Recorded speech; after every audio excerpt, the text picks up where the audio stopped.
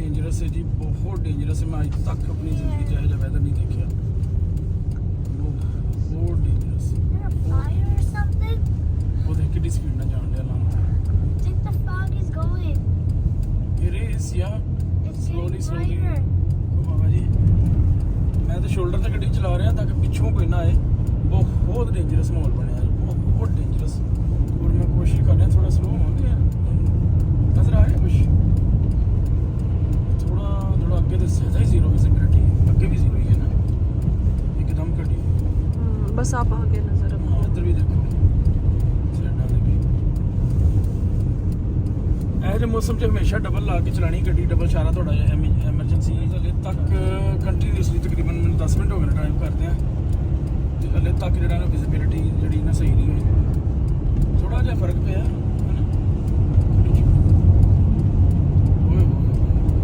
सारी बर्फ जिन्नी भी पैलियां तक खलोती है ना, हवा चलन की वजह सड़क से आ रही है, नवी बर्फ नहीं पै रही कोई होया, पर है ना हूँ बर्फ उठ के पूरी गड्डी से पै रही, थोड़ा जहा नजर आना शुरू होया, अगू फिर डेंजरस हो गया काम, है ना।